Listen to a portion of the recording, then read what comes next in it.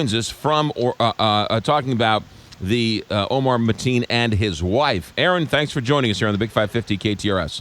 Stunning to hear Omar Mateen sounding disgruntled back in, 2010, the BP oil spill. He was working security and didn't seem to be particularly fond of the job or what he was witnessing. And he would lose a security job a few years after that, after making inflammatory comments that alarmed his coworkers about terrorism.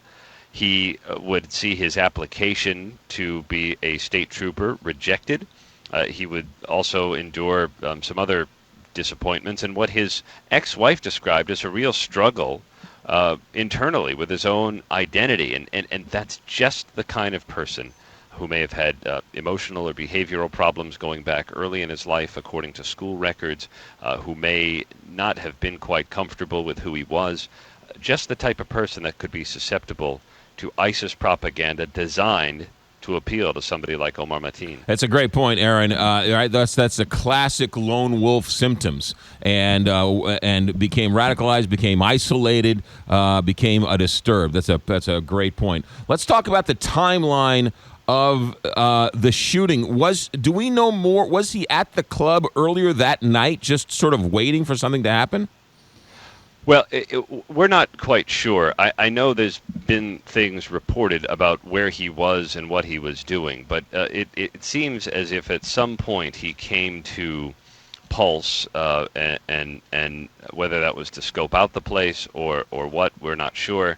But he may have been trying to buy ammunition for his attack, 3 weeks earlier, and in fact he was turned down from buying ammunition and body armor by a gun shop owner who said he seemed kind of suspicious. He reported it to authorities. We're not sure how or whether authorities responded, but it does point to a potential missed signal. Yeah, all right. Let's talk about the wife, because there's lots of conversation about what she knew and when did she know it.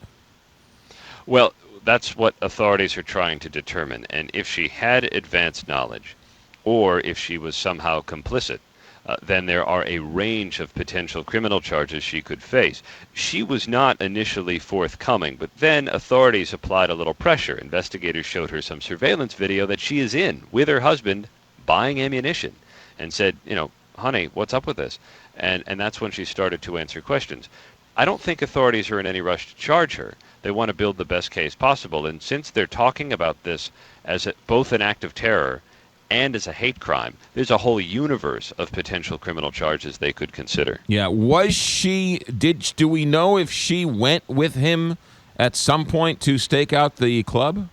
At some point, it seems as if she was with him at Pulse. Now, whether that was stakeout, whether they were there for a night out, we're not sure. And I think that's what authorities want to know, because it's an important distinction. If she knew something was up and she did not warn authorities, that's a problem. And if she was merely, going there because, they wanted to go dancing for the night, that could be considered innocuous. Yeah, Aaron Katersky, following the wife's involvement of the Orlando shooter. Aaron, thanks for checking in. Have a good day. Thank you, McGraw. 709 here, Big 550.